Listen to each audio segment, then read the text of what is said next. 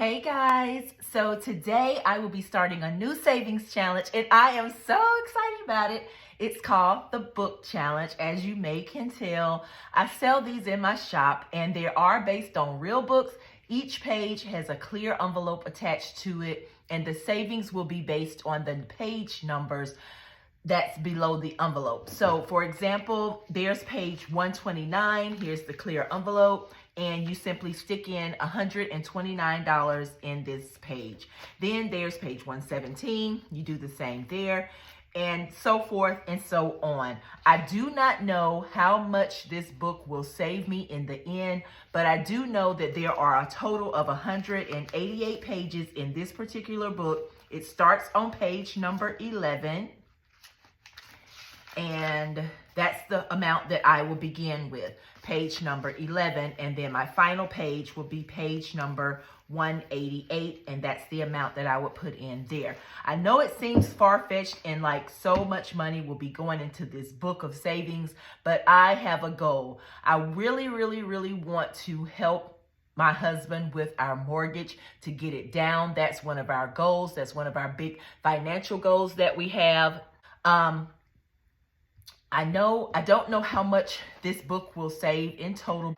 I do expect it to be over $15,000. And like I said, this is for a big savings goal that I have. I did try once upon a time to do the road to 100K so that I could help save money to pay towards the mortgage. But when I did the split between my personal budget and my business budget, I saw that I was using funds from my business more than I needed to be. So I had to change that up. And so therefore my personal budget did change, and I had to base my personal budget and my personal expenses on what I was bringing in personally. Because I'm self-employed, I have a variable income, and so I have to base my income on my small business.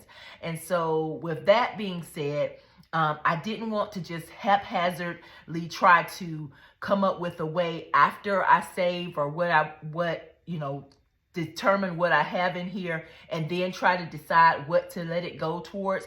I wanted to go ahead and look at my whole entire life goals and decide what I wanted these funds to go towards. And that's what I want to use it for, going towards to help get our mortgage paid down.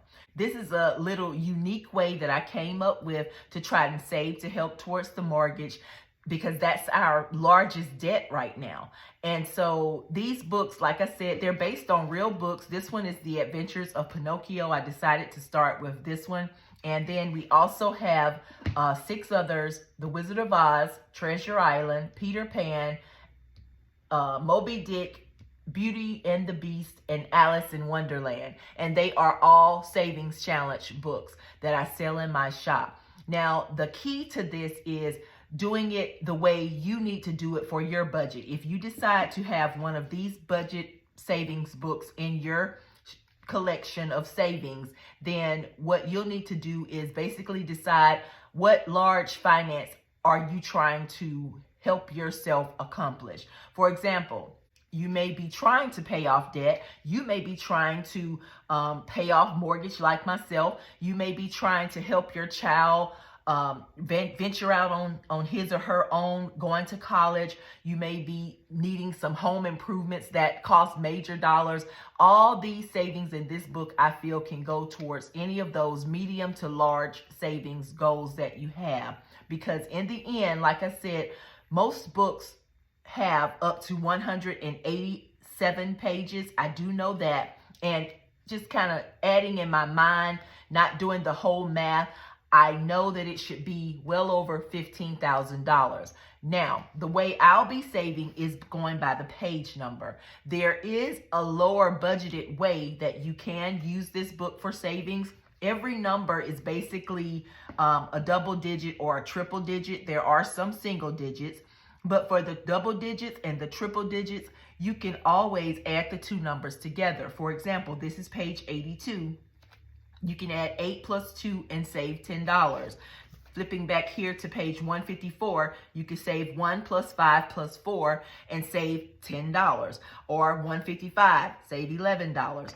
and so forth and so on. Now, of course, it will not help you reach the 15,000 plus goal, but it's still a fun way to save money towards any goal, right? It helps and it'll come in handy. So I do hope that you join me in my journey. As I flipped through this book, I never got the chance to read the entire story of Pinocchio. I know the story. I know the gist of it, the summary of it, but I've never read details of the story. So this will also enlighten me and be a little fun way for me to go back down memory lane and see what the adventures of Pinocchio are all about. I plan on every page that I save, I do plan on reading it. So somewhere in between, I'll get to I'll get all the ins and outs of the adventures of Pinocchio, and I won't go in order. I do know that, because I'm going to base my stuffings on my my budget every week. I'm going to base my stuffings on my budget every month.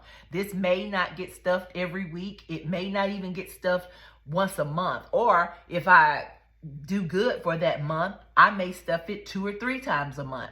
I don't know. I'm just basing it on what's to come, and I'm letting each budget determine if I put anything in my book savings.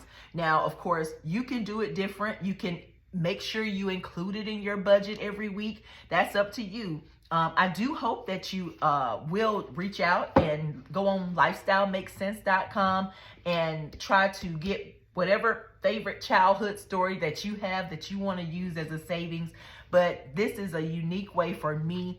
I have to always come up with challenging ways to save money, because if not, my challenge will be not going to the store spending it. So I'd rather do it this way than just stick it into my bank and then end up using my debit card to swipe and spend it later at a store on something that I probably don't need. With April being a no spend month coming up, I plan to utilize that month, but we still got a little ways to go before we get to my no spend April. We'll see the unique way I use my no spend funds. It may go in here, or it may go towards my 100 envelope challenge. I'm not really sure, but today I do want to start it, even though it is March, and I have $150, and what I want to do is I want to do page 100. Let's see where it's at. Right here. And this page, it talks about Pinocchio began to get very hungry. He jumped into a field on the side of the road to pick some grapes. He had hardly reached the vines. He had hardly reached the vines when his leg was caught in a trap set to capture the polecats, small animals that like to eat eggs and chickens. So, hey, that's the adventures of Pinocchio that I'm starting with. And I can't wait to finish reading and getting more details about that. So I'm going to stuff page 100, and I'm going to turn over here to page 50. This page talks about Harlequin invited Pinocchio to come on stage and be welcomed by all the puppets. Pinocchio leaped from the back of the theater, climbing over the chairs and balancing the head of the conductor before he finally reached the stage. That's going to be interesting when I finish reading that part. We're jumping around, just getting small details here and there. And I love the fact that the envelopes are clear. I chose to do clear envelopes because I wanted the pages to still be seen. I needed the words to be seen. The reason why it has a tab here is because some people do like to fold their money. And if you decide to fold your money, you can fold it and then stick it down. You can take this little white tab off here and then place it down, and you can fold your money and stick it into the little pocket here. I don't really like folding my money, so I'm going to leave my tab on, and I'm going to just stick my money in, and it's just fine. I love that. So when I eventually fill up more pages, I'll be able to flip through here and see the different pages that has been filled.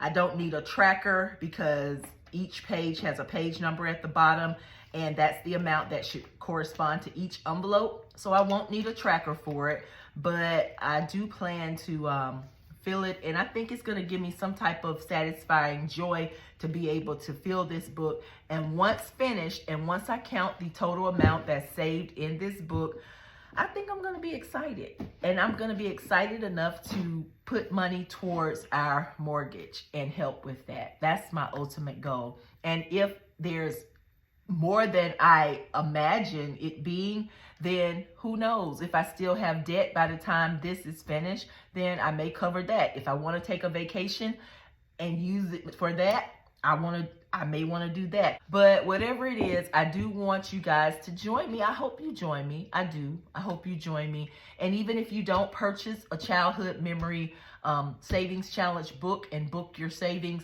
it's okay. You can still follow along with my journey and help root me along, you guys. That's what I need. I need encouragement, and I need you to root me along so that I won't get discouraged by this, because when I had to stop my road to 100K challenge due to the split in business and personal expenses, it was kind of discouraging. It really, really was. So help me by rooting me along and letting me know what you think about this idea, though. I want to know what you think about the idea. If you think it's good, if you think it's, oh my gosh, you on the deep end with these challenges, because I can be on the deep end sometime with challenges, because I have to make it creative. I have to make it creative for me and my brain to stay focused and not get bored with it, because I will get bored with the challenge. But anywho, you guys, that's it. And that's my little setup. And if you decide to order one, I look forward to seeing which one you order. And if you don't, I look forward to you following along with the adventures of Pinocchio in my book savings. Have a good one, you guys. Bye-bye.